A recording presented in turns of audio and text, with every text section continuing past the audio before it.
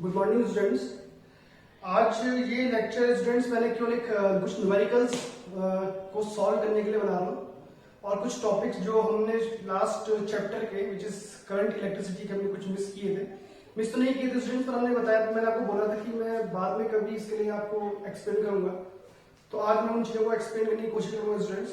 तो हम पहला कुछ क्वेश्चन उठा रहे हैं, वो है मीटर ब्रिज का। तो स्टूडेंट्स आपको ध्यान समझना पड़ेगा। मीटर ब्रिज के क्वेश्चन काफी लेंथी होते हैं, उनका लेंथ, उनका स्टेटमेंट काफी लंबा होता है, तो इसलिए पूरा बोर्ड भर जाएगा मेरा उस क्वेश्चन को लिखने में। इसलिए मैंने केवल डायग्राम बनाया हुआ है मीटर ब्रिज का, बाकी क्वेश्चन में यहाँ से पढ़ के आपको एक्सप्लेन करने की कोशिश करता हूँ, ठीक है। और आप हो सके तो आप भी क्वेश्चन नोट कर लीजिएगा ताकि आपको सॉल्व करने में कोई दिक्कत ना हो। तो इसमें क्वेश्चन ये है, इसमें the given figure shows the experimental setup of metre bridge. ये एक्सपेरिमेंटल सेटअप है मीटर ब्रिज का, ये सभी को पता है। यहाँ पे रेजिस्टेंस बॉक्स होता है, यहाँ पे अननोन रेजिस्टेंस होता है, दिस इज गैलोरीमीटर, और ये होती है मीटर ब्रिज वायर एबी, जिसकी लेंथ होती है 100 सेंटीमीटर, ठीक है students. The null point is found to be 60 centimetre away from A. इस एंड ए से null point it is 60 centimetre away, ठीक है। ये गिवन है हमें, what we have given in this current situation when we have x resistance in left gap and y resistance in right gap, we have the null point at 60 centimeter from end A. तो हमें given जो है मैं इसको लिख लेते हैं। Case first, with that arrangement the null point is at 60 centimeter. इसका मतलब ये जो डिस्टेंस है स्टूडेंट्स, ये है हमारी 60 सेंटीमीटर, और बाकी जो रिमेनिंग होगी तो स्टूडेंट आपको पता ही रिमेनिंग लेंथ कितनी होती है, इट्स 100 माइनस एल। तो अगर हमारे पास एल 60 सेंटीमीटर है तो इट बिकम्स 40 सेंटीमीटर। हम बोल सकते हैं L minus 100 minus L is equal to 40 centimetre. पहली चीज तो इसको मैं फिगर से हटा दे रहा हूं स्टूडेंट, क्योंकि काफी लेंथी क्वेश्चन है। तो पहले क्वेश्चन आपको समझ में आ गया होगा। This is initial setup of metre bridge in which we have given X Y resistance and we have also given the null point which is 60 centimeter. Now आगे क्वेश्चन क्या है students, when a resistance of 15 ohm is connected in series with y। जब हम इस right gap में एक resistance 15 ओम का add कर दें सीरीज में y के साथ, the null point is found to shift by 10 centimeter away from end A। अगर मैं इसके सीरीज में एक रेजिस्टेंस ऐड कर दूं स्टूडेंट्स y के साथ 15 ओम का, then what will happen, the null point shift by 10 centimeter towards end A। जो null point है स्टूडेंट्स वो 10 सेंटीमीटर से शिफ्ट होगा towards end A। तो आप समझिए स्टूडेंट्स, इस केस में यहाँ पे देखिए आप, अभी ये 60 सेंटीमीटर है लेंथ, नल पॉइंट जो हमें गिवन था, हमने 15 ओम का रेजिस्टेंस कनेक्ट किया सीरीज में, तो ये जो हमारा मीटर ब्रिज जो नल पॉइंट है ये शिफ्ट हुआ है 10 सेंटीमीटर टुवर्ड्स एंड। ये इधर शिफ्ट होगी 10 सेंटीमीटर से। तो यहाँ पे हम पहले फर्स्ट इक्वेशन मान लेते हैं स्टूडेंट्स, जो हमने पता होगा आपको सभी को, P upon Q is equal to R upon S। ये हम मीटर ब्रिज के बैलेंस कंडीशन की बात करते हैं। तो यहाँ पे अगर हम बात करें इसको सही फॉर्म में लिखे तो यहाँ पे देखिए R के बदले X रेजिस्टेंस है, S के बदले है हमारे पास, ये फर्स्ट केस है, हम केस फर्स्ट की बात कर रहे हैं। तो this is Y only, and what is यहाँ पे आता है स्टूडेंट L और नीचे आता है 100 माइनस L। आपको ध्यान होगा तो वही से हम ये काम कर रहे हैं। तो X upon Y is equal to L is 60 and 100 minus L is 40। तो it becomes X upon Y is equal to 3/2। This is equation first, इसका यूज करने नहीं होगा। नाउ सेकंड केस में क्या होगा students, we have connected 15 ohm resistance in series with Y and the null point shift 10 centimeter towards end A। तो अब देखिए स्टूडेंट्स, ये लेंथ हो गई है, व्हाट इज दिस लेंथ, पहले 60 थी, अब 10 सेंटीमीटर टुवर्ड्स A शिफ्ट हो गई है, दिस बिकम्स 50, अभी 50 बन जाएगी। ये 50 होगी तो रिमेनिंग लेंथ भी कितनी होगी, 50 सेंटीमीटर ही होने वाली है। तो in this case we can say case second, L1 is equal to 150 centimetre, या आप इसलिए लिख सकते हैं 60 पहले थी और 10 सेंटीमीटर का शिफ्ट हुआ टुवर्ड्स एंड ए, तो इसे हो जाएगा 60 minus 10, we can say 50 centimetre and similarly 100 minus L1 also become 50 centimetre. अब स्टूडेंट्स आपके इसके लिए इक्वेशन डालेंगे तो आप सेम फॉर्मूला यूज करेंगे, ये वाला x upon y is equal to पूरी करेंगे। तो यहाँ पे देखिए आप लेफ्ट कैपिटल रेजिस्टेंस है वो x ही है अभी, राइट कैपिटल रेजिस्टेंस है जो दो रेजिस्टेंस ऐड हो गए हैं, एक y और एक 15, अब दोनों सीरीज में कनेक्टेड है। तो आपको इनका इक्विवेलेंट रेजिस्टेंस फाइंड करना पड़ेगा। तो आपको पता है सीरीज में इक्विवेलेंट रेजिस्टेंस कैसे फाइंड करते हैं, it becomes y plus 15 is equal to, यहाँ पे आएगा percent L1 upon 100 minus L1 और ये वैल्यू अभी फाइंड कर लिए, दिस इज 50 अपॉन 50 और we can say x upon y plus 15 is equal to 1, ये वैल्यू मिले हुए इसकी। ठीक है स्टूडेंट्स, ऐसे करते हैं स्टूडेंट्स, अभी हमारे पास x और y दोनों अननोन रेजिस्टेंस हैं, पहले इनकी वैल्यू फाइंड कर लेते हैं, फिर देखते हैं आगे क्वेश्चन में प्रोसीड करते हैं कि क्या फाइंड करना है। तो अब हम ऐसा करते हैं, यहाँ से आप चाहे तो इसे सॉल्व कर लिए x और y की, मैं डायरेक्टली वैल्यू लिख देता हूँ, ये क्वेश्चन सेकंड हो गई। On solving 1 and 2 we got में क्या मिलेगा, the value of x is equal to 45 ohm and value of y is 30 ohm. ये हमें इन दोनों इक्वेशन को सॉल्व करके x और y की अननोन वैल्यूज मिलेंगी।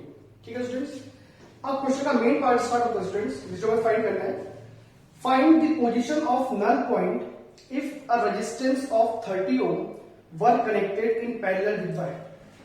ये बोल रहा है स्टूडेंट्स कि अगर मैं यहाँ पे y के साथ एक 30 ओम का रेजिस्टेंस कनेक्ट कर दूं पैरेलल में, क्योंकि y तो पहले से कनेक्टेड है, तो इनिशियल कंडीशन गिवन थी हमें, इसके पहले में हमें 30 ओम का रेजिस्टेंस ऐड करना है। तो पूछ रहा है what will be the null point, अब नल पॉइंट की पोजीशन कितनी होगी। तो मैं क्वेश्चन का पूरा रिपीट कर दूंगा आपके लिए, आप चाहे तो नोट कर सकते हैं, कई बच्चे नोट भी कर रहे होंगे। तो the given figure shows the experimental setup of metre bridge, the null point is found to be 60 centimetre away from end A with x and y in position as shown. When a resistance of 15 ohm is connected in series with y, the null point is found to be shifted by 10 centimeter towards the end A of the wire. Find the position of null point if a resistance of 30 ohm were connected in parallel with y. तो मैं आपको question फिर ये मेरा काफी तेजी से पढ़ लेगा स्टूडेंट्स, आप नोट कर रहे होंगे तो नोट नहीं कर पाए होंगे, तो इसके लिए मैं आपको फिर थोड़ा एक्सप्लेन कर दूं। हमारे इनिशियली हमारे पास केवल x और y रेजिस्टेंस कनेक्टेड थे, ये 30 या कुछ नहीं था, तो ये था नल पॉइंट 60 पे, वहां से हमने एक क्वेश्चन डाली।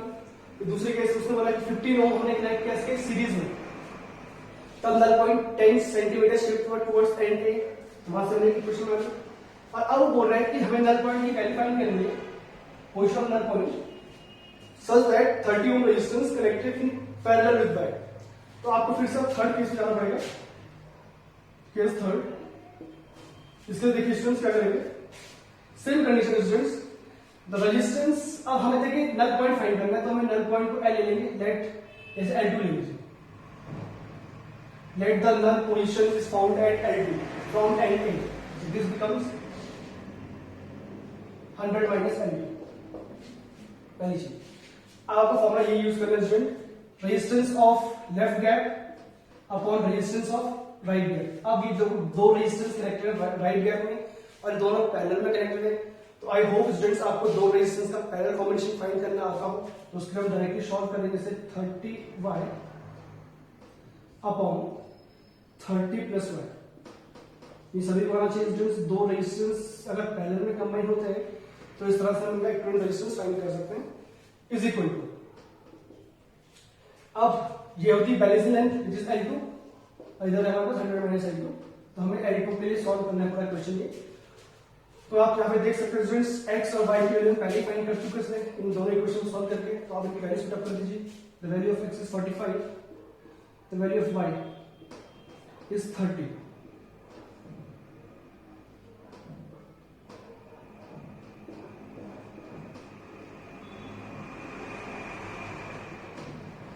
ये वैल्यू दे रही, आप इसे सॉल्व करके ध्यान से देखेंगे आपसे, तो आप सॉल्व करके इसे इजीली देखिए यहाँ पे इसका मैं सोल्यूशन कर लेता हूँ 45 अपॉन 30 इंटू 30 अपॉन 60। तो स्टूडेंट्स आप अगर ध्यान से सॉल्व करेंगे तो ये आपका आंसर आएगा 15 और L2 अपॉन 100 माइनस L2, और इसे आप और सिंप्लीफाई कर सकते हैं तो ये 3 टाइम्स कर जाएगा, तो 3 is equal to L2 upon 100 minus L2। Now you have to solve the value find the value of L2।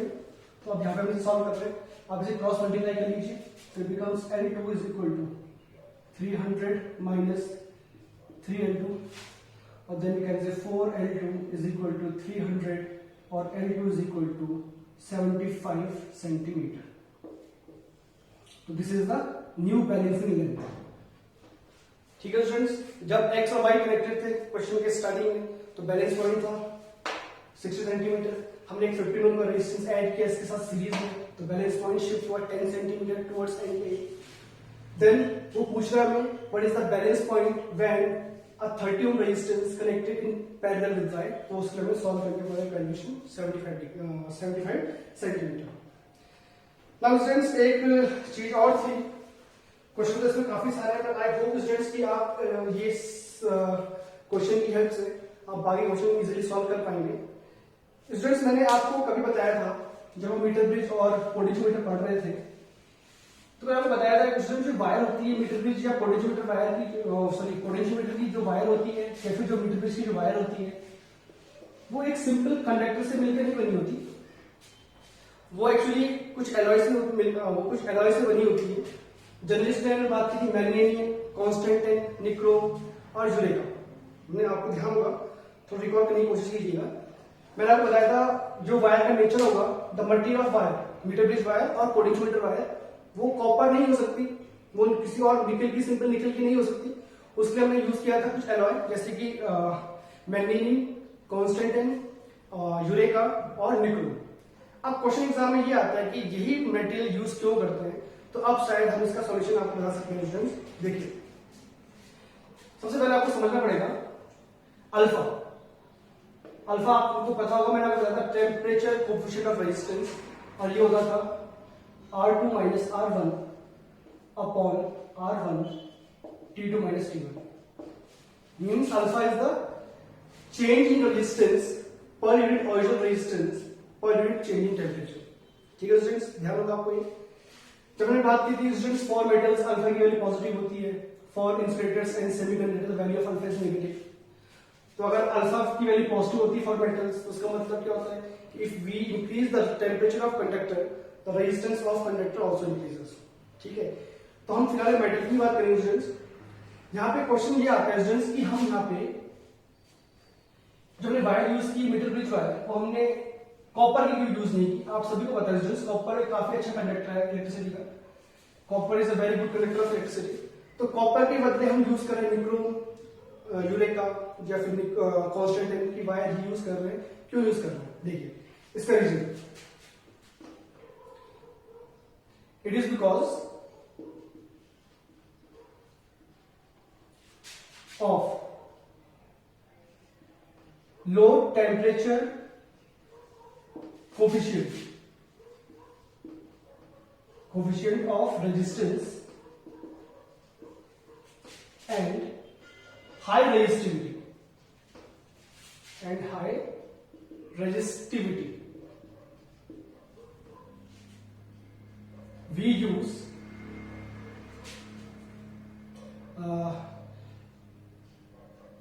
Nichrome.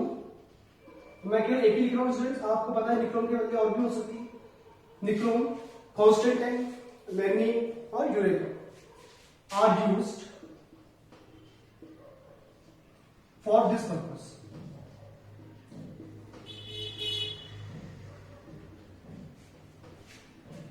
Because of low temperature coefficient of resistance and high resistivity, we use nichrome or constantan or eureka or magnesium for this purpose. ठीक है, ठीक। अब समझिए कि low temperature coefficient of resistance क्या होता है।